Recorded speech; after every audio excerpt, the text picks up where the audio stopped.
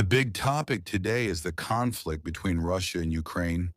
However, not everyone is able to fully understand what is happening over there. And that's natural because it's an extremely complex subject with many nuances. In this video, I present an overview of this conflict, from its origins to the present day. All of this is done in a summarized and animated way, which helps with understanding. So, come with me, because I guarantee that after this video, you'll be able to understand this conflict. Opening, hey everyone, how's it going? My name is Paolo, I'm a geography teacher, and you're here with me on Geo Illustrata. So without further ado, let's get to the video. Well, after studying a lot about this topic, I realized that to understand this conflict, we need to understand three distinct historical moments in the history of these two countries. The first of these moments is the shared ancestral roots between Russia and Ukraine.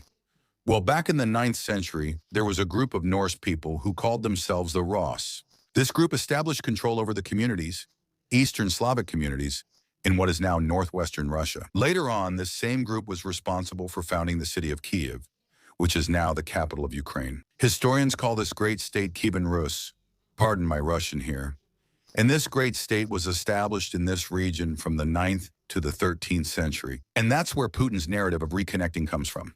The idea that Russia and Ukraine are brotherly peoples. Since then, a lot has happened in the history of these two countries. There's no need to discuss these events in detail.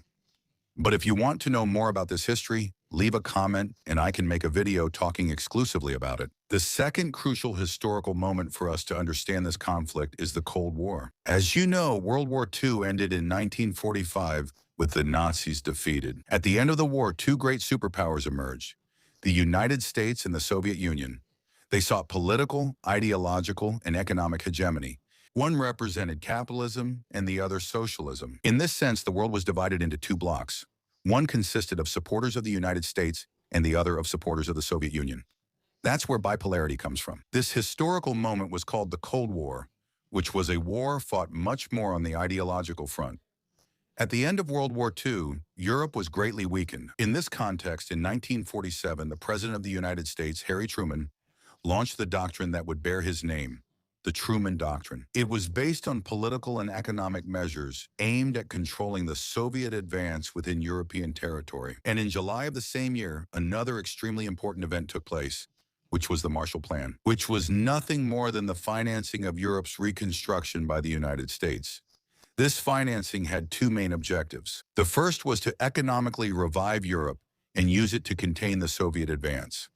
Of course, in the midst of all this, the United States had its own commercial interests, so much so that the United States became very wealthy during this period because of this financing. Well, I gave all this historical context so we could finally get to the date of April 4, 1949, which was the date of the creation of an organization you've been hearing a lot about these days, which is NATO. Well, NATO, which stands for North Atlantic Treaty Organization, is a military alliance created by the United States that aimed to establish the collective defense of its allied states, in addition to perpetuating its hegemony as a superpower and containing the Soviet advance. The founding member states of NATO during this period were the United States, Canada, Belgium, the Netherlands, Luxembourg, the United Kingdom, France, Italy, Iceland, Denmark, Norway, and Portugal. So that was the original formation of NATO.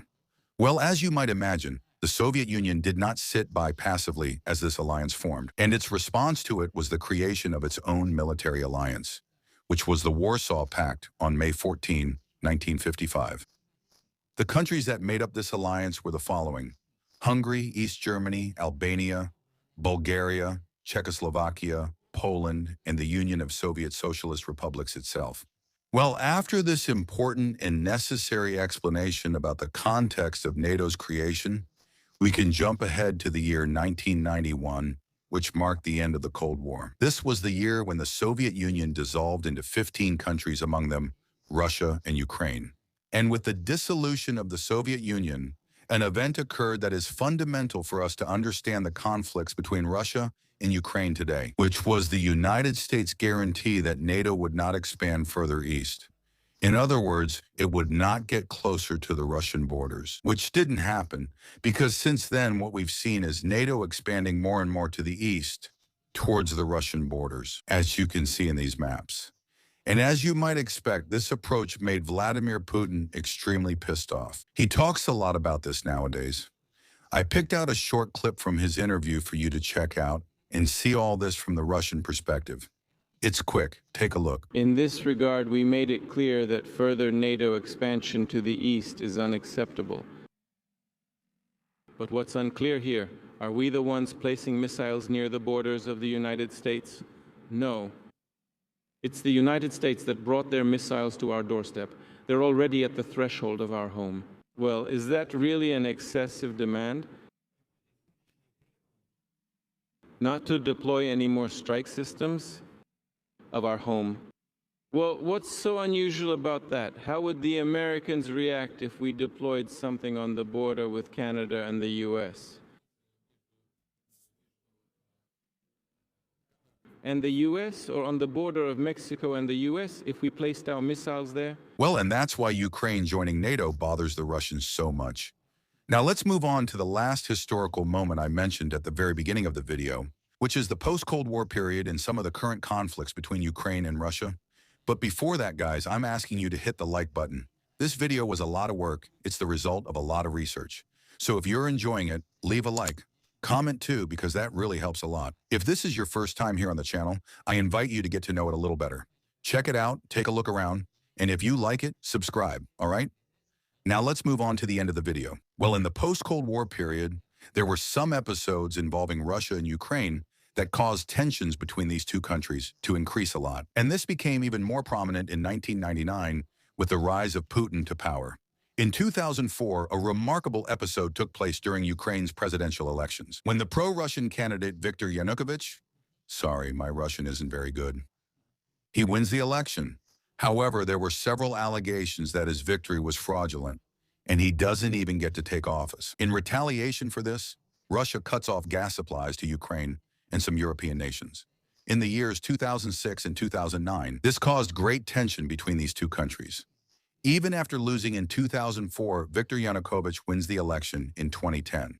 After being elected, he slows down Ukraine's approach to the West, since there had already been talks about joining NATO. Another remarkable event happened in 2014 with the annexation of Crimea by Russia. Well, Crimea is a peninsula in the south of Ukraine with a strong Russian influence. And this annexation, as you might expect, also made tensions rise a lot. Besides that, recently, Putin officially recognized the independence of two separatist regions in Ukraine, which are Donetsk and Luhansk. These are two regions that also have a strong Russian influence. And these were just some of the recent episodes that have greatly heightened tensions between Russia and Ukraine. Add to that their shared ancestral roots and the influence of the United States and NATO, as well as the interests of both Russia and the United States themselves. We have the perfect scenario for the conflict that's happening today. Well, as you can see, this is a conflict with many nuances, and it refers to different historical episodes.